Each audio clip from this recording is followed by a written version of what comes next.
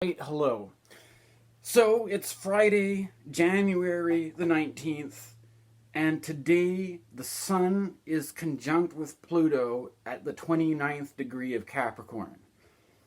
I already made a video recently about Pluto's ingress into Aquarius, and the video that I made got a lot more views than I'm used to getting on a video, and I'm assuming that's because Pluto into Aquarius has been able to register in the consciousness of the masses as a significant astrological transit to pay attention to.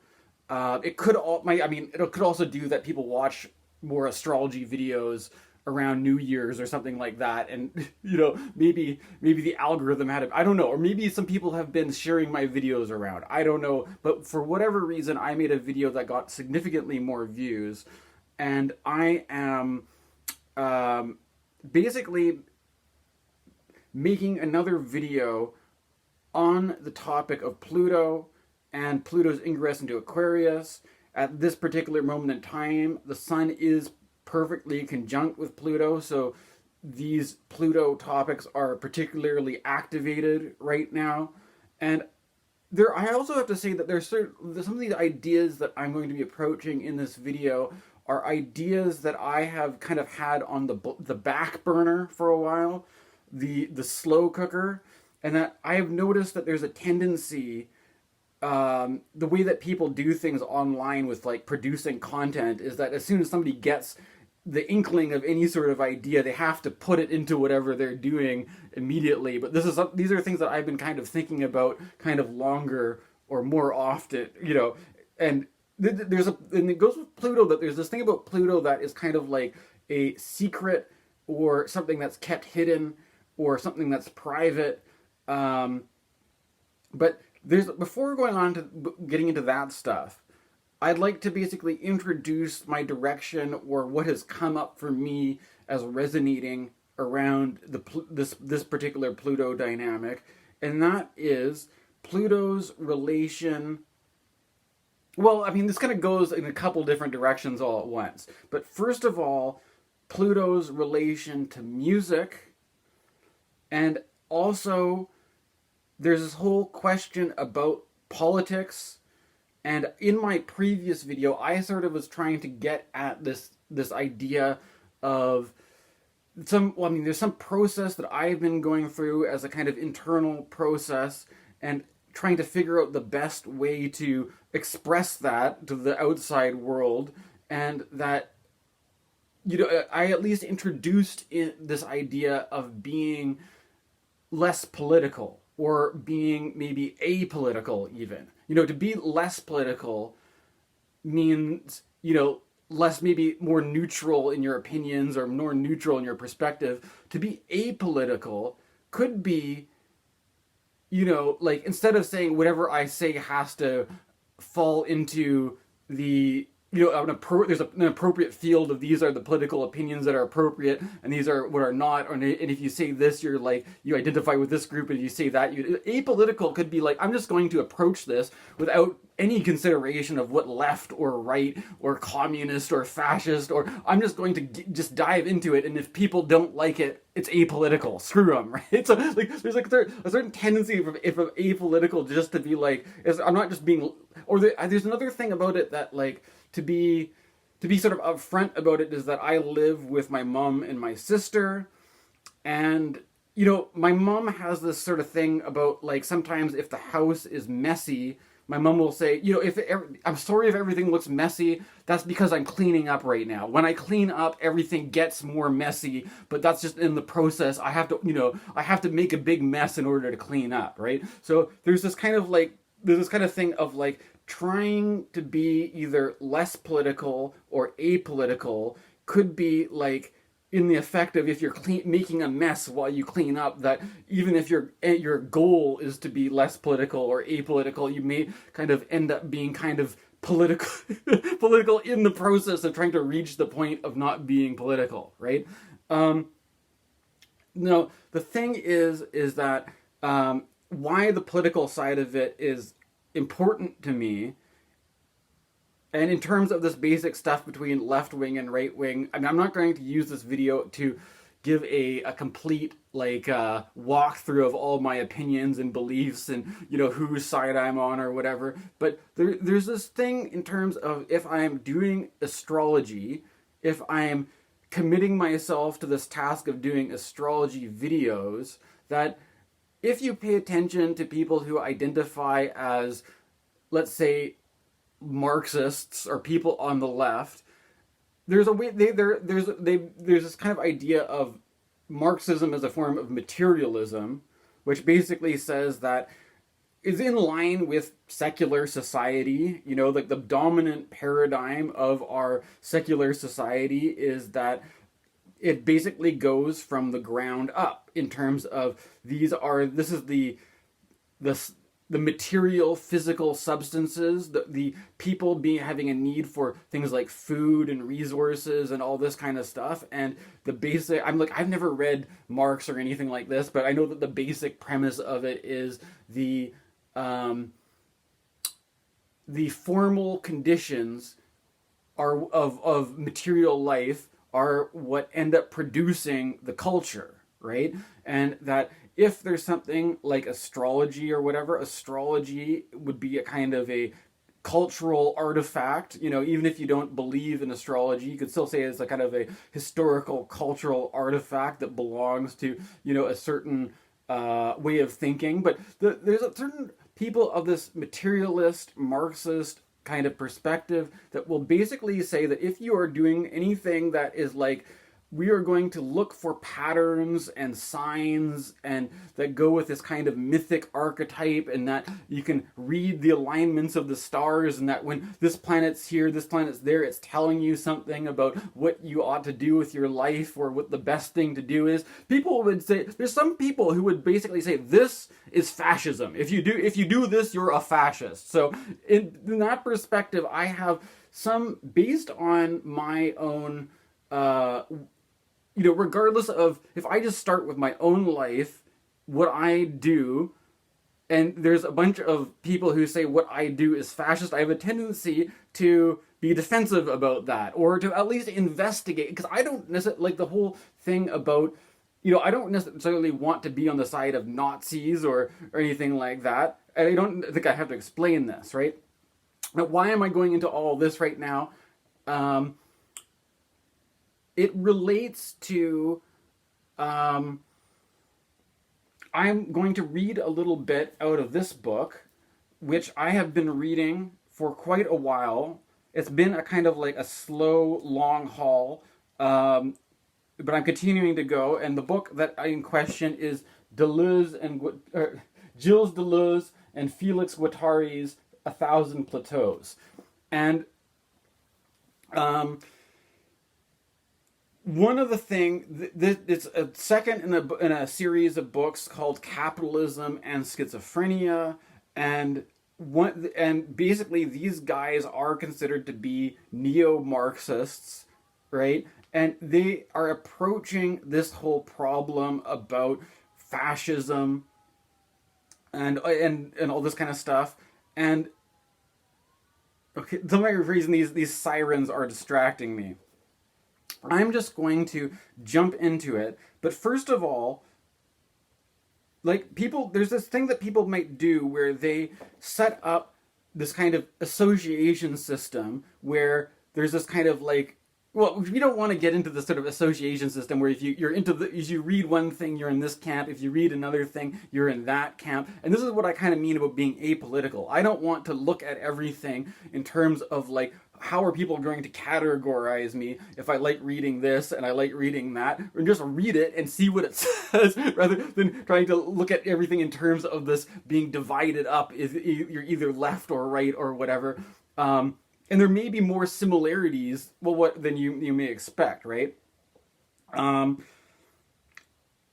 the thing is, okay, I'm going to approach this sort of conversation about the Pluto archetype in terms of music, and the question of fascism will kind of just emerge out of that, and I'll show you what I mean, right? Now, I'm not going to read huge chunks out of this. I'm going to read more, don't worry, I'm not going to bombard you with too much Deleuze and Guattari. So this is from the chapter on becoming intense, becoming animal, and this is the kind of a sub-chapter on becoming music. They write here, okay, music is never tragic, music is joy. But there are times it necessarily gives us a taste for death. Not so much happiness as dying happily, being extinguished. Not as a function of a death instinct it allegedly awakens in us, but of a dimension proper to its sound assemblage, to its sound machine. The moment that must be confronted, the moment the transversal turns into a line of abolition. Peace and exasperation. Music has a thirst for destruction. Every kind of destruction. Extinction, breakage, dislocation. Is that not its potential fascism? So, what I mean by this is that if we go back, even in high school, I remember English teachers trying to get us to read T.S. Eliot's The Wasteland and introducing these themes that destruction and creation are things that are intimately connected. And so this thing about like T.S. Eliot's The Wasteland and destruction and creation are in astrology archetypally associated with the Pluto dynamic, right? And when we come to music or art in general, that the whole process of art making or music making or the creative act has a Plutonian dimension to it, right? And from an astrological point of view, I have been thinking that often creativity, or let's say music in terms of musical harmony, right, is associated with the planet Venus. Because there's this whole thing, Venus's association of playing music and striking notes that resonate together in creating a kind of a melody that works, or the idea of the artisan who is a kind of Venus as a decorator who kind of creates this kind of ornamentation that to make things beautiful, or this is all kind of the Venus archetype in relation to art and music. But there's also the Pluto archetype in relation to art and music and creativity, based in the fact that, let's say, you as an artist are staring at a blank page, there's nothing on it, and you have some kind of idea, or maybe you're just going with the flow and you're just going to put some marks down and see what happens, right? Like, that's the creative process, is sort of like something out of nothing, right? And then, as we all know, there is the, you may have to erase things, you may have to remove things, you may have to, but there's something about music this is what Deleuze is talking about in terms of, it's not like, he's saying, not getting into the stuff that Freud had this idea of an inherent death drive, but something that is inherent to what he says here, the sound assemblage to the sound machine, right? That if you think about creating a painting or a piece of visual art, that you put paint on a canvas, and then you do that for an hour or two, and then you're like, okay, time to take a break. You wash your paints out, you leave your canvas there, do something else, and you come back, and your work that you have created is there as an object, right? As an object which has an inherent kind of existence of its own, that stands on its own apart from you, and you may add more to it, you may modify it, but it kind of stands as its own thing, right? Whereas music, we may overlook this part of music because we are so used to having access to recording technology, and we may see music in terms of the act of recording rather than the act of performance. And especially, like, I am interested in for a long time, I've played around on the computer, digital audio workstations and, samplers and stuff like that. And it's all the idea of creating music out of cutting up and reassembling bits of recorded material and all this kind of stuff, right? But if you go back to the, before recording technology, you go back to music as something that is a performance, that you hit a drum. In order for the music to keep going, you keep hitting the drum. And when you stop hitting the drum, the music stops, right? And just one drum hit is interesting on its own because it is simultaneously an act of creation and an act of destruction, because there's something that is the sound of the drum banging that is just there and then it's gone, right? And then in some way, this is what life is like. There are people kind of emerge out of the nothingness into this sort of the song and dance of life, and then they disappear, right? And so it's both there's a creativity and a destruction that are kind of like married together, but their music inherently has more of this quality, and it's actually there's this whole problem that in the 1960s you saw a lot of this with people like Janis Joplin, with Jim Morrison, with Jimi Hendrix. There are all these talented young people who die these tragic deaths, but this is what Deleuze is saying about the peace and exasperation. And that I was just kind of going through, if you see here, I was digging through piles of old CDRs I burnt when I was a teenager, and just like flipping through them. And at one point, this Janis Joplin song came on, and I kind of was, I was thinking about Janis Joplin and her whole style. And there's this kind of way of taking a song that is, and having this kind of thing that it's kind of drawn out, but you get into this thing where you really, as you start off kind of slow, but then it gradually builds and you're just kind of like wailing on it kind of thing, right? And that there's a lot of the musicians of the 60s kind of had this appeal, right? Of just kind of really, of taking this long, they're really just kind of like letting it all out, basically, right? And they're really just kind of like going to the point of kind of exhaustion or exasperation, right?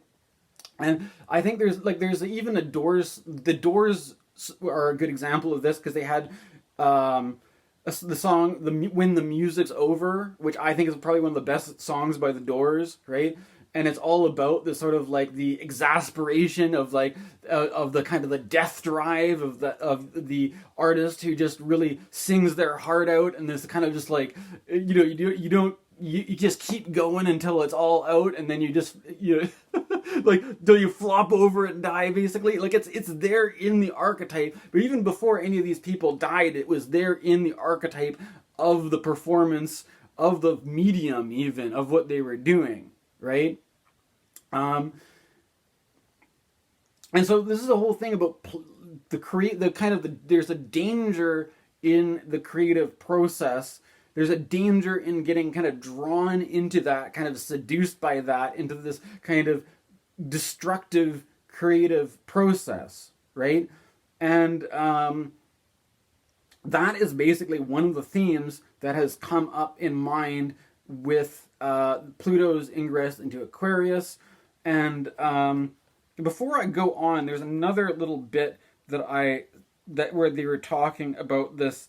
I'm bringing up fascism because in each of these quotes that I've selected, they sort of they talk about this as being the fascist danger of music, right? So in this quote, in the same chapter, he says, "Music seems to have a much stronger deterritorializing force, at once more intense and much more collective. And the voice seems to have a much greater power of deterritorialization. Perhaps this trait explains the collective fascination exerted by music, and even the potentiality of the fascist danger we mentioned a little earlier. Music, drums, trumpets, draws people and armies into a race that can go all the way to the abyss, much more so than banners and flags, which are paintings, means of classification and rallying. It may be that musicians are individually more reactionary than painters, more religious, less social. They nevertheless wield a collective force infinitely greater than that of painting. The chorus formed by the assembly of the people is a very powerful bond. It is always possible to explain this force by the material conditions of musical emission and reception, but it is preferable to take the reverse approach. These conditions are explained by the force of deterritorialization of music. So there's this kind of thing that is like the as he was saying, there's something about the danger of music being like, if you think about the idea of the military marching band, the dun, dun, dun, dun, dun, dun, as people, get ready for a battle, right? That has a more powerful intensity of what we astrologers will refer to as the Pluto archetype, right? Compared to that, at the same time, you could have a flag, you could have a banner, you could have all this kind of stuff, but the actual sound itself has, and this is what Deleuze is saying, is that it's not to do with any inherent human death drive, but it's actually archetypally there in the medium of music itself. And there's all sorts of directions I can go with this, but one of the things that came to mind was the myth of Orpheus, right? Because if we go take this back to the Greek myths, and we talk about the myths that concern the underworld, there's this famous myth of Orpheus, the guy who has to go back to save his wife from the underworld, the thing most people remember about this myth is that he's given the instruction that in order to get his wife out of the underworld, he has to keep walking in a straight line with his wife following behind him, and not to look back at his wife, or else his wife will be pulled back into the underworld. And for some reason, he does look back, and everything happens just as they warn. And there's stuff. This myth is really interesting because I don't know, maybe you can pick up why it's interesting without me having to explain it for you, right? But there's something about you could tell this whole story and overlook the fact that Orpheus was a musician. That Orpheus was well known for being the master of the lyre and of singing these, and the Orphic mysteries are like the idea of poets, like the idea that the myths themselves were not created in terms of, a priesthood coming together with a kind of the orthodox dogma, but you had poets and bards, and the artists were involved in like creating the myths, right? And that the Greeks knew that the musician had an intimate connection to the underworld, and that it's there in the stories itself, right? Now there's stuff about this. Why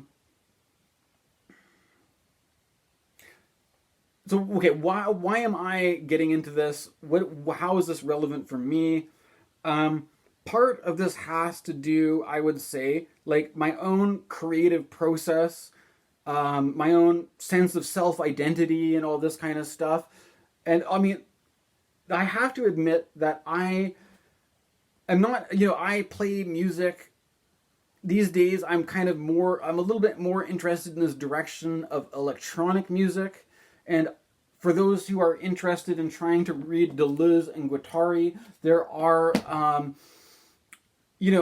don't get scared off by all the politics. There's just as much about electronic music in here as there is about trying to avoid fascism, right? But there's this kind of idea of this kind of whole thing that there's the idea that electronic music, like there's this kind of idea we have a structure of what music is like that's based on, scales and notes and tempos and temperaments. But there's this idea that with electronic music, you can there's this kind of primordial thing where you're working with the very basic sound waves themselves and the very textural quality of sound, and that you can start creating a kind of art form of sound that really has nothing to do with Western music at all, right? And there's this whole idea that if you are creating music, if you pick up a guitar and you don't really know much about it, but you can kind of get into a kind of a blues riff,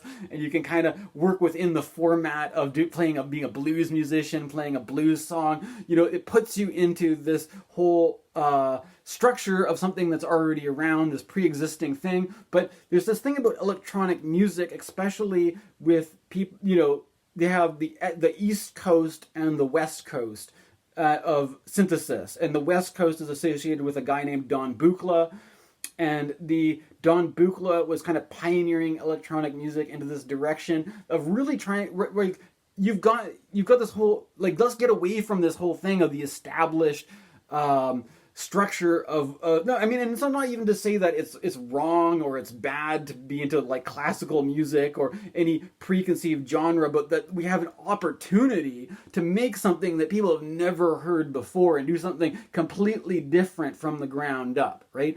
And that's another example of the Pluto archetype, is that of really just breaking something down into its most raw, primordial. And that's one thing I love about the modular synthesizers, is that you can get stuff going that sounds like this sort of primordial swamp where strange things are emerging out of it. And it's very Plutonian, right?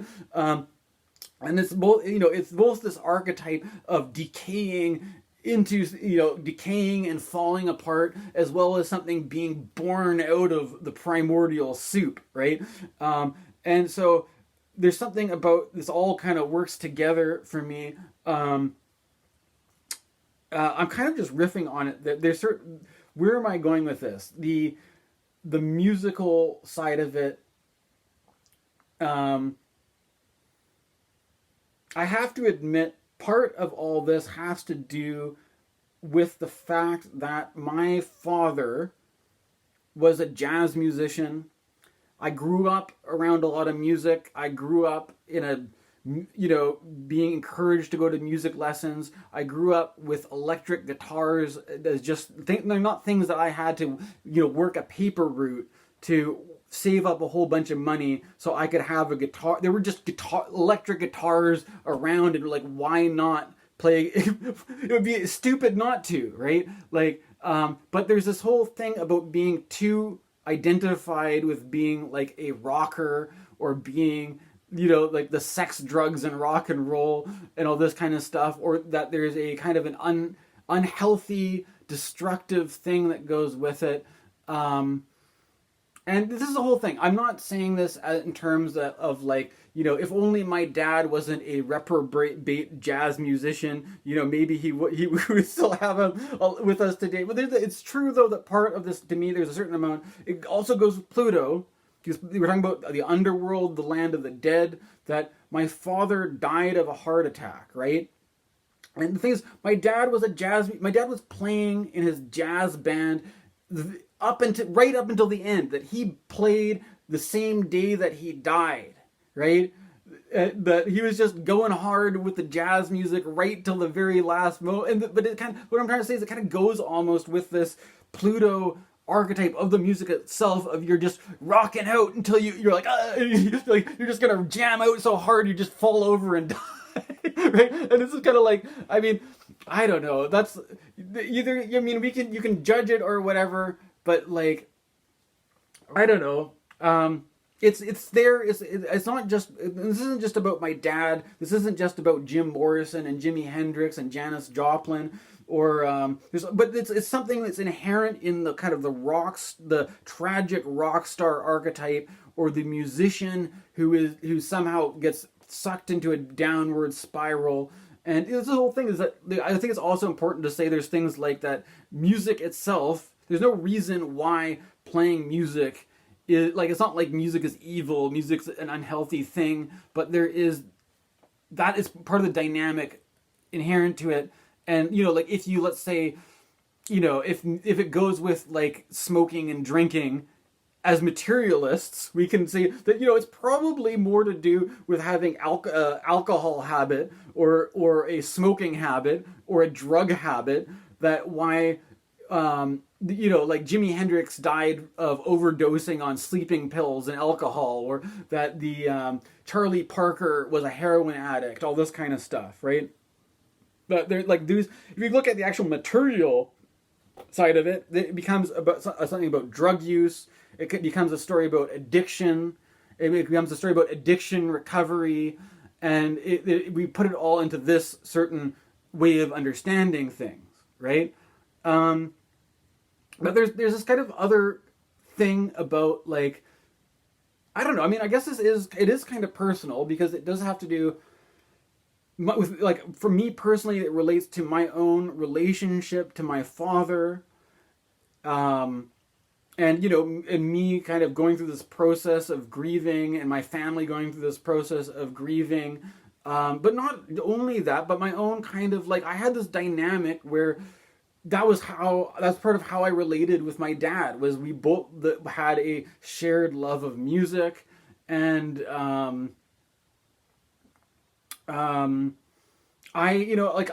there's this sort of thing about, like, the sex, drugs, and rock and roll and all this kind of stuff. And I had I had a certain, my 20s, I was partying a bit too hard and all this kind of stuff, and maybe I got sucked into my own kind of journey to the underworld, right? My own downward spiral or whatever, right?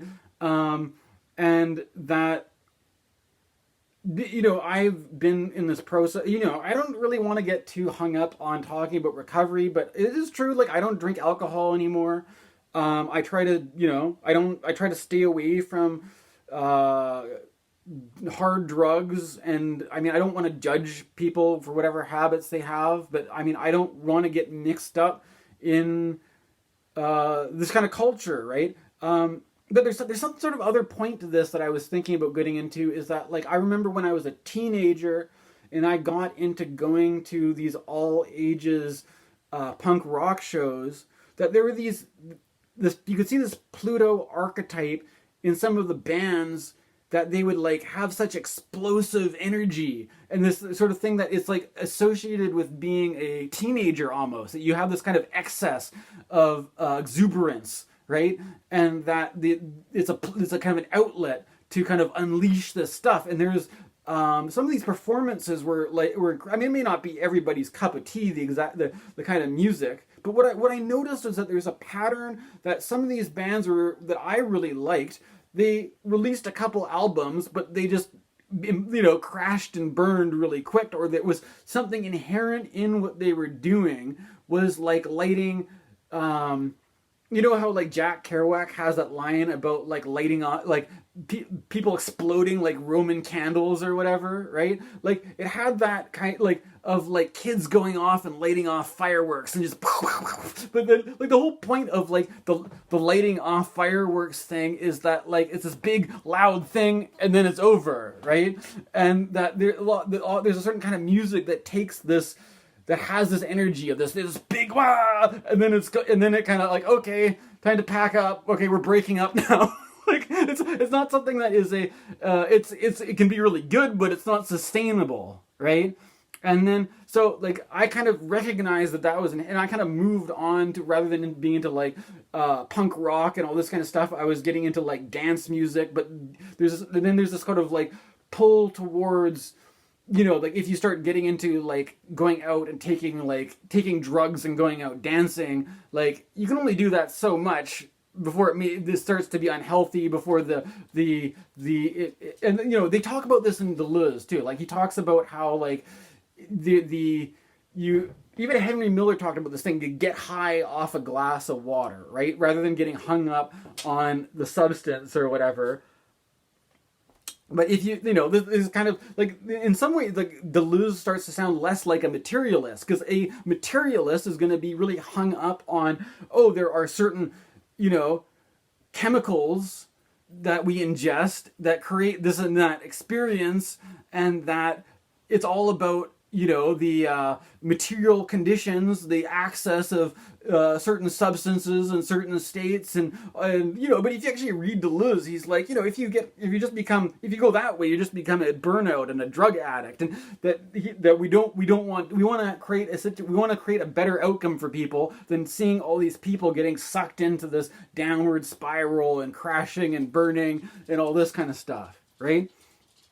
And so I mean, this is kind of, I don't know, but there's this kind of question about this is any of this like necessarily I don't know. I brought up all this stuff about fascism. I don't know if it is immediately obvious if this stuff has any relation to the problems around what we would call fascism, or how this relates to astrology and all this kind of stuff. I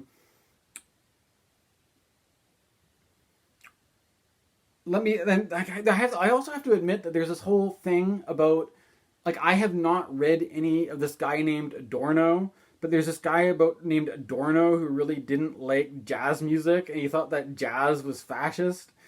But then I have my own I have my own sympathies to my dad and this whole connection to jazz music. But there's something about my own creative process where on one hand, while I'm not really that, like, I kind of feel like there's this natural thing of being a teenager and going out and seeing these things that are of a certain time and place, right? There's these certain kind of explosions or these blooming and blossoming of things that belong very much to a certain certain geographic location, a certain time in history, and a certain time in my own life cycle, right? And that I have inherited all my dad's music instruments, and I still have this interest in music. There's this thing about going into, if I was really so interested, I could maybe try to become a classically trained pianist, right? Or I could go become involved in the music school and join the jazz improv group or so. But the thing about it is that, like, for one thing, reading Marshall McLuhan was writing in the 60s, and he was talking about how to be an adult during the 1960s, and you've seen the jazz scene over a few decades kind of develop, that there was a kind of an attitude in the jazz is kind of like part of the avant-garde, which means the cutting edge, right? And that whether you liked jazz or you didn't like jazz, part of what made jazz interesting or exciting for people was that it had this sense of newness. It had the sense of freshness. And like how in the 60s they used to talk about happenings, like somebody's putting on a happening. There was a sense that the happening was happening now, right? And the thing about all this is that there's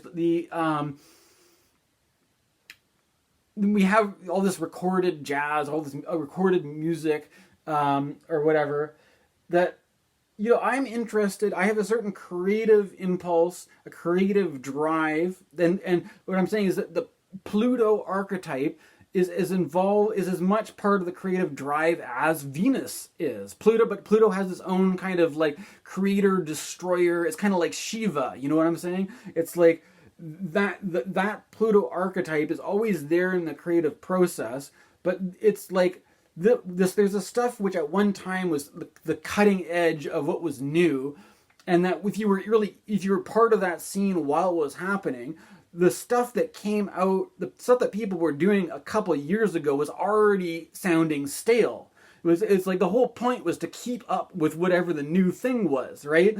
And there's something about a bunch, and there's also, I have to admit, there's this whole thing about, it was an intersection point between the blacks and the whites. It was a place where the black people could be the creators of culture, and the whites could kind of get in on it and have a kind of a play where people were on the same playing field, where instead of looking down on some guy as being of a different class of society, you guys were not only equals, but you had a respect for these guys as being creators of culture, right? And it sort of had this is what I could also do with what they're talking, Deleuze talks about deterritorialization, right? Rather than saying that, the whites are the sophisticated masters of culture, now we have this potential for the blacks to be the creators of culture, right? And but to me, there's something odd about how, now my dad has been,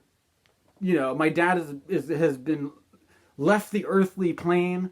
My dad is not with us anymore in the land of the living.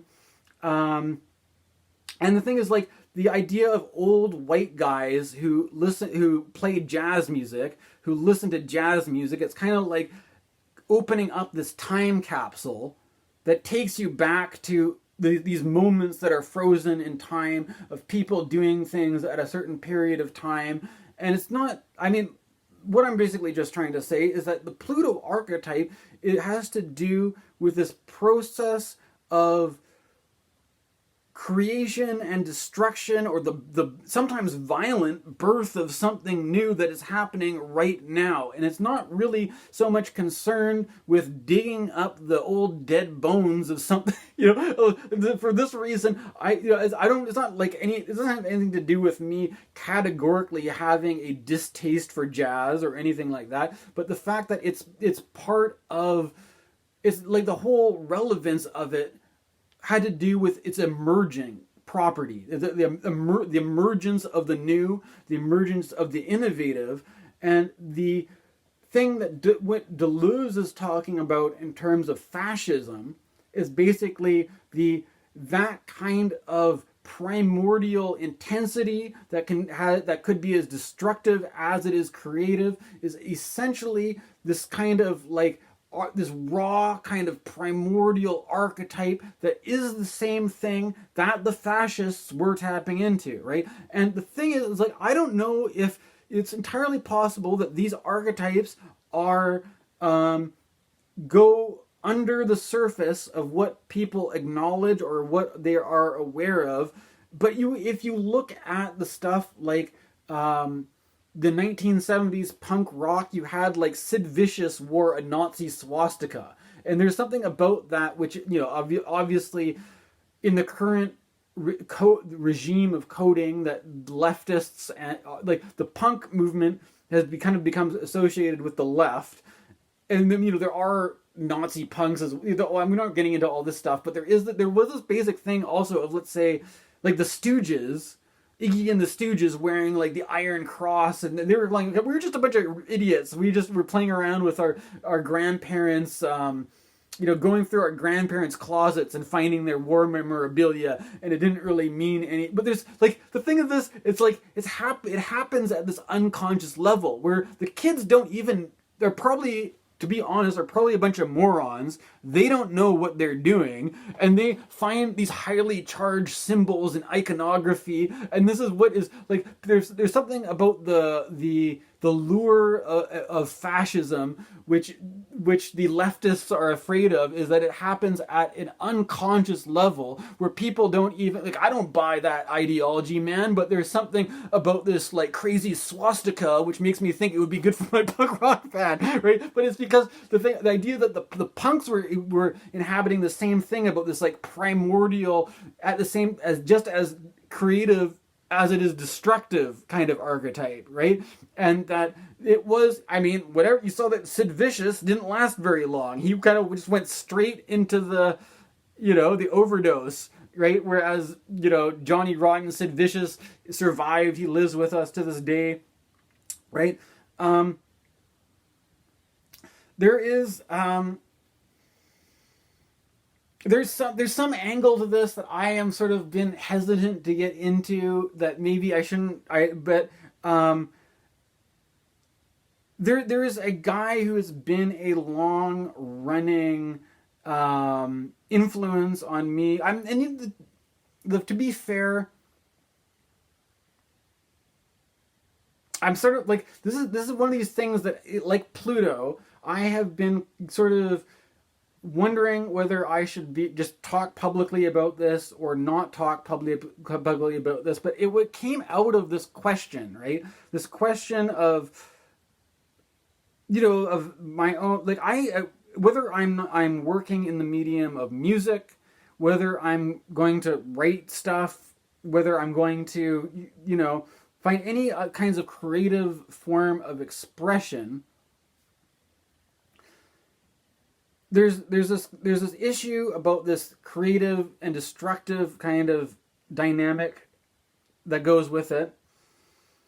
I was kind of, I don't know, I have to say that part of me wants, I don't have to be, I'm not really entertaining the idea of becoming some sort of famous, successful musician or rock star. I don't even know if I'm that talented, to be honest. I'm pretty modest about my own musical ability, but it's something that, even if nobody knows, even if nobody in the world listens to my music, nobody cares about my art, it's something that I could do on my own and still be interested in it, right? I could do it in private. I could be doing, and there's people like, Hilma of Klint, who created all these fantastic, almost kind of new age spiritualist artwork, but she was friends with Rudolf Steiner, and Rudolf Steiner was the one who recommended that if she put this out there into the world, people wouldn't understand it, right? So on Rudolf Steiner's recommendation, Hilma of Klint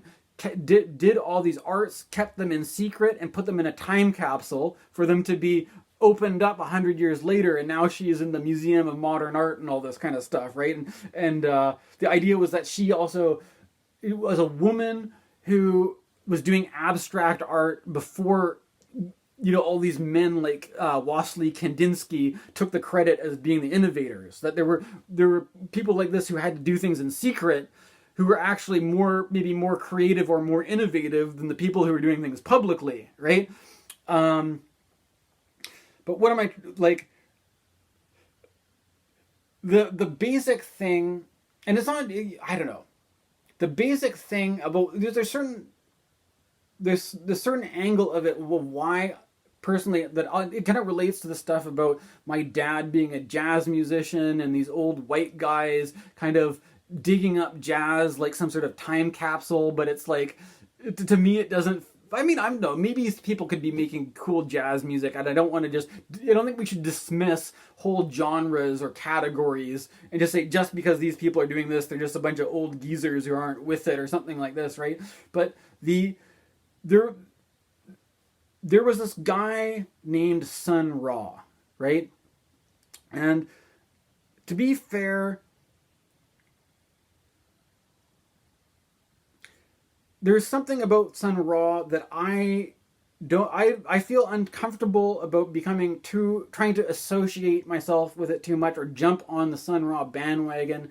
And this does relate to identity politics, because if you notice, Sun Ra's orchestra, he was working with black people. He was working with the problem of blacks as a minority group, blacks as a people who were recovering from slavery, of a social inequality, social injustice, and this all has to do with the power dynamics that are associated with Pluto. And there's this whole thing about, I want to say too that there's like, when I'm like, probably have an audience of all sorts of different mix of people, and one of the things about me becoming where I was trying to point towards being apolitical, right, is that there's a certain tension that has come up around identity politics where people don't want white guys appropriating other people's culture, especially without respect to the meaning and the dynamics of it and all this kind of stuff.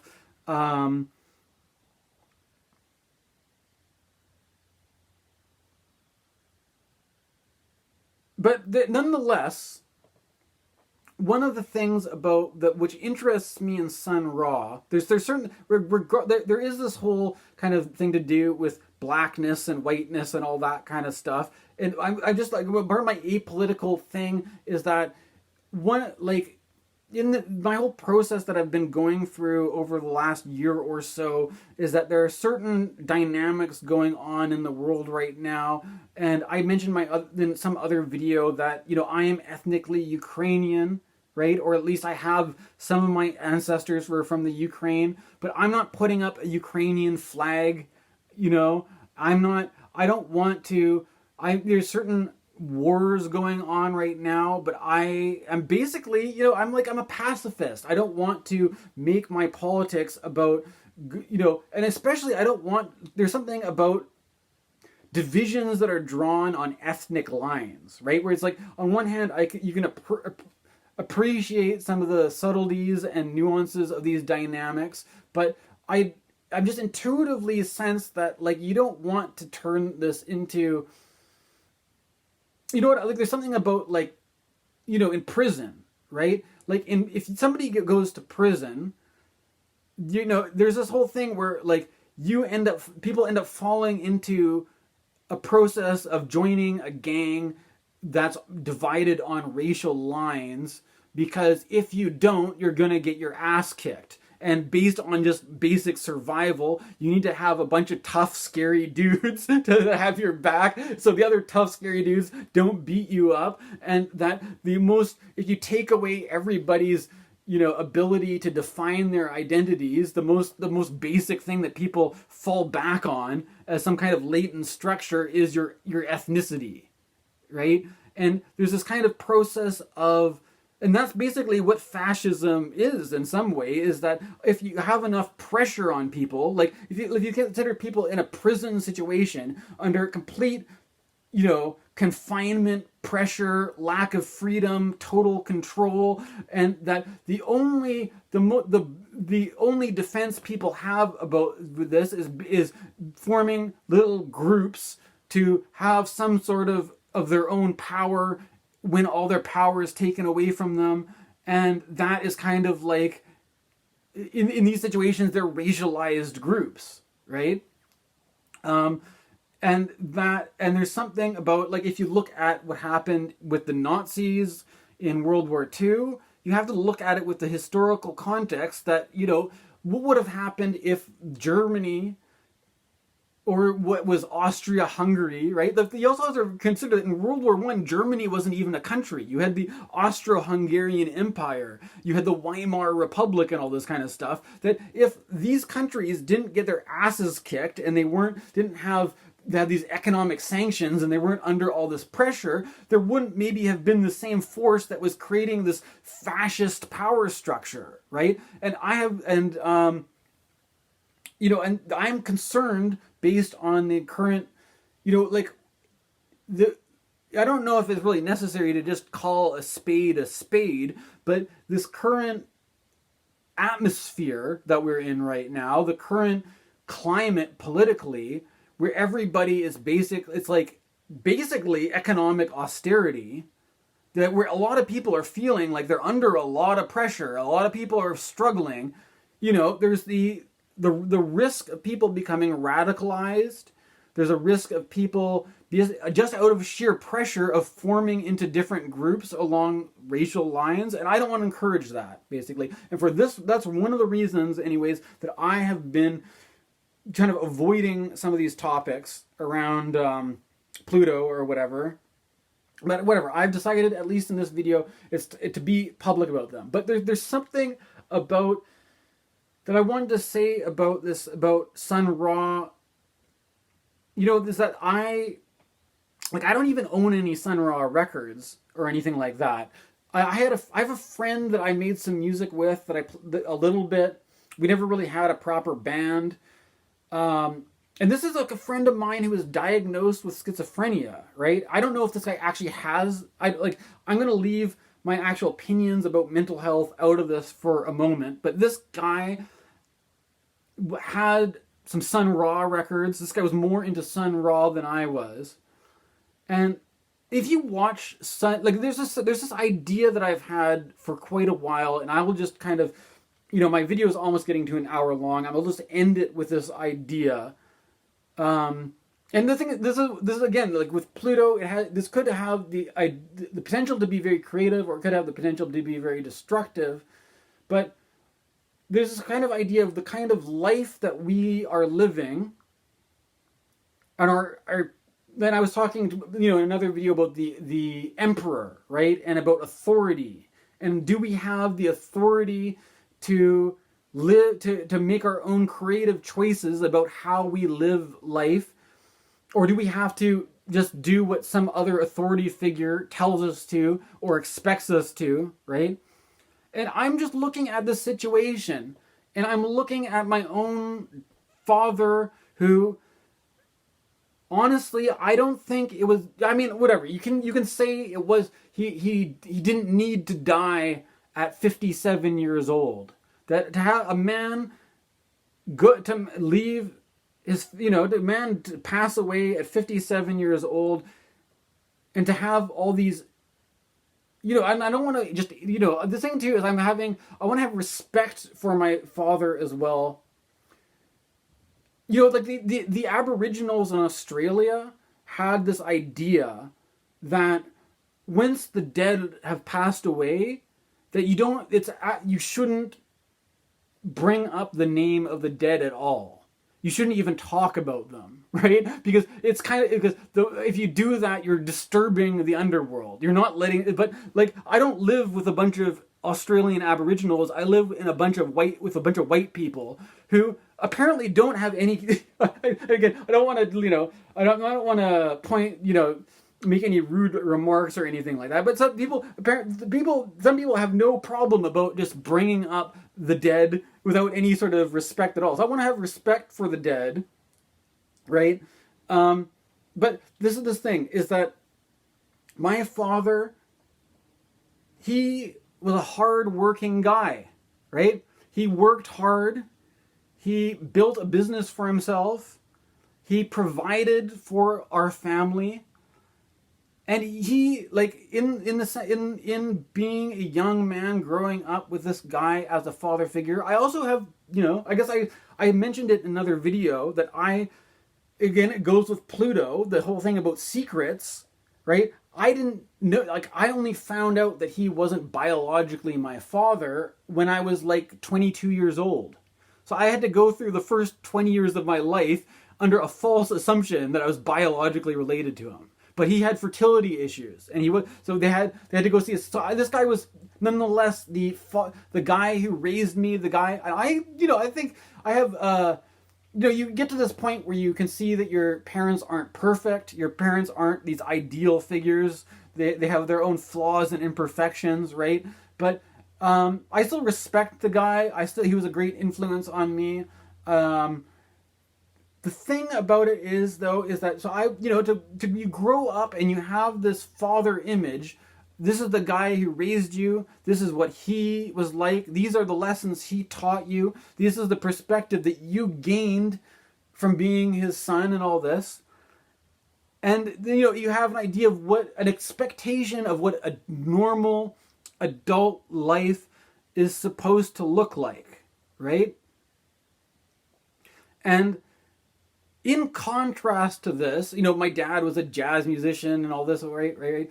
And we have to say that there's this, like I said, the Pluto archetype, that there's something inherent in the medium that could be self-destructive, right? Or that could, lend itself to, like, the blues musician who drinks too much or smokes too much. Like, that all kind of goes with the archetype. Sun Ra saw what happened to people like John Coltrane, like Charlie Parker, and he basically set himself a kind of a regime of, like, he was saying that people misunderstood the archetypes of what they were doing, and because they had this misunderstanding, they didn't know the inherent risks and dangers, right? And my son Ra is also dead, is also passed away, but I don't have just in my mind the number of how many years Sun Ra lived, when exactly Sun Ra passed away. But let's just put it this way: Sun Ra outlived my dad. My dad had a drinking habit. And my dad, you know what, the thing too is that they have all these things about what you have, are your parents setting you an image of what a responsible adult life is supposed to be like.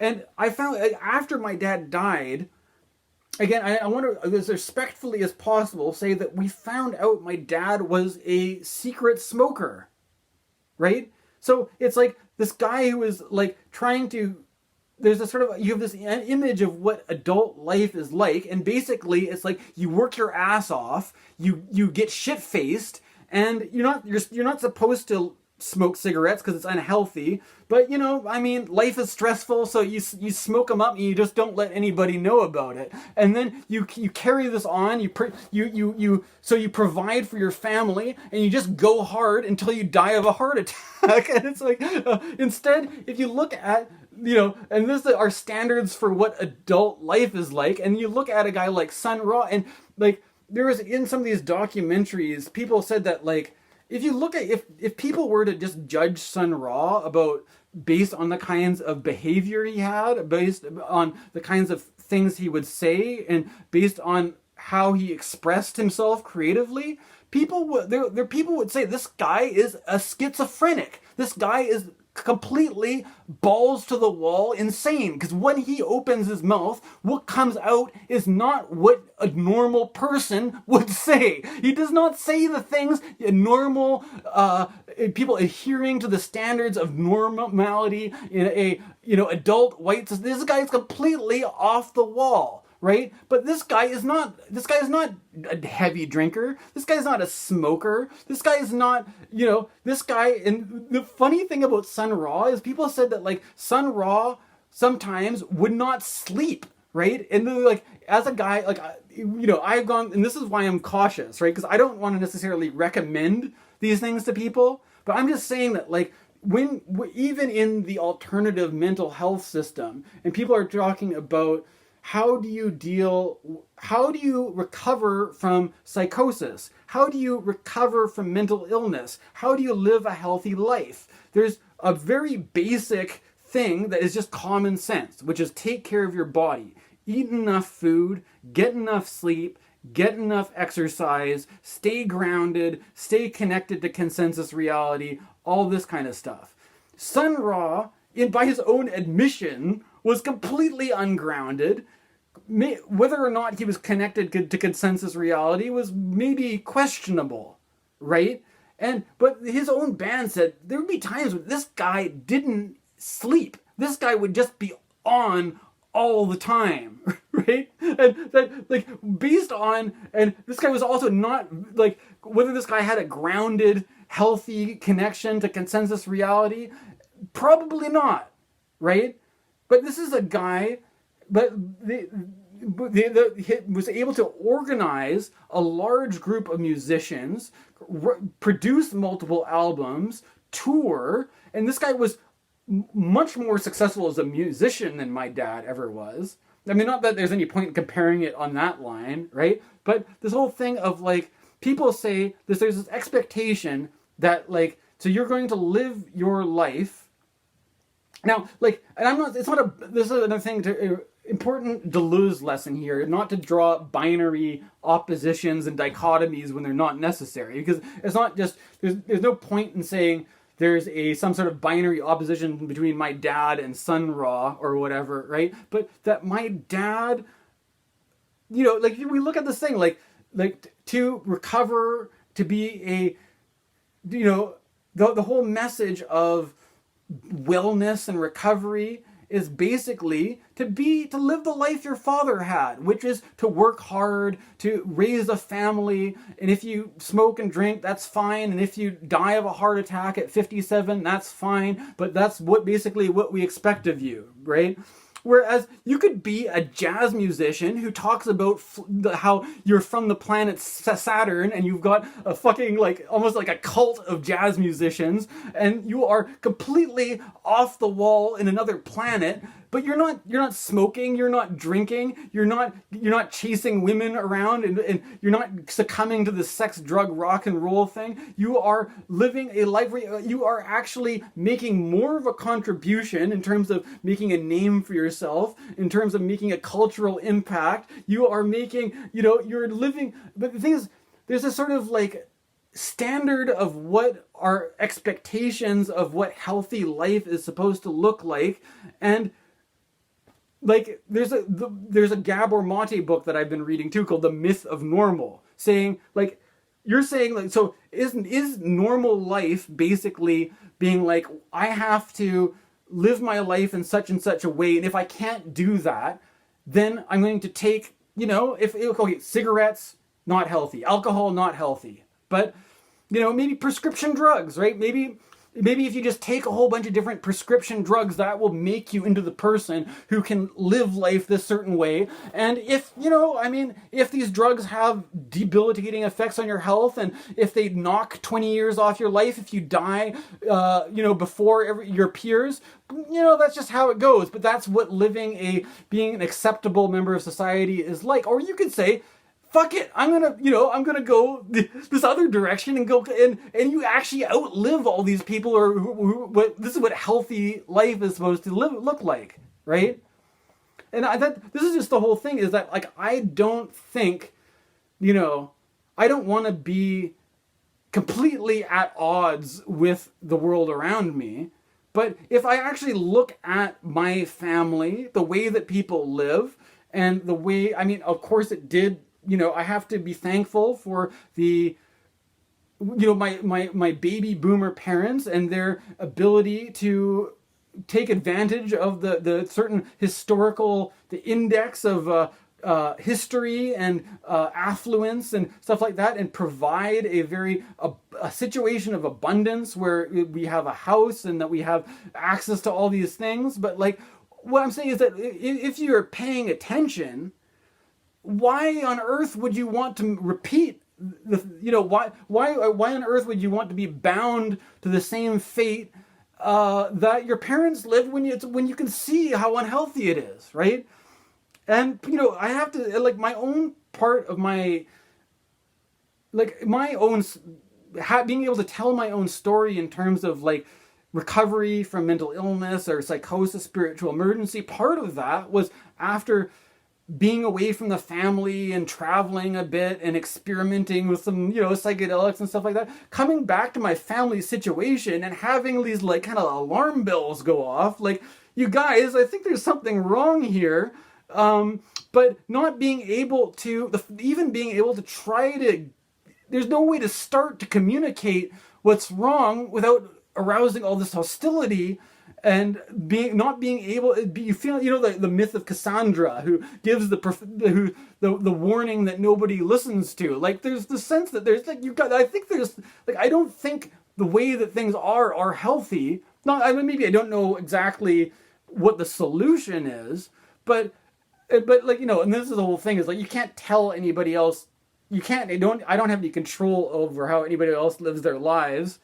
If I can see that somebody is caught in an unhealthy dynamic, maybe it's not my responsibility to fix that. Maybe it's not my responsibility to solve that, right? But I at least should have responsibility over my own life, to make my own choices, to make my own decisions, to have my own autonomy, to live my life the way I want to, and not have to repeat these toxic and unhealthy patterns of the previous generation. Right? And that's what's kind of been coming up for me around this Pluto ingress and I also just want to say the whole stuff about my father is just doubled by this thing about the fact that my dad was an Aquarius sun, right? And if you look at Sun Ra's natal horoscope, natal chart, you will find that Sun Ra had a good amount of planets in Aquarius as well as Gemini, which may be going with when we get Uranus into Gemini and Pluto in Aquarius, that may sort of activate some of these Sun Ra dynamics. And then also the fact that Sun Ra, and my dad had a Jupiter-Uranus conjunction in his chart. Sun Ra had the Jupiter-Uranus conjunction in his chart, right? There are certain resonances around that with why it's coming up for me. But yeah, okay, this is now over an hour long, and I basically, this has been kind of in the slow cooker for a while, but I thought I would, it was time to let this one out into the world. Hopefully you guys like this video. Thanks for all the new subscribers who are following along. Have a good new year, everybody, and best wishes for Pluto in Aquarius. It'll be there for a good 20 years or so. So, yeah, good luck, everyone. All right.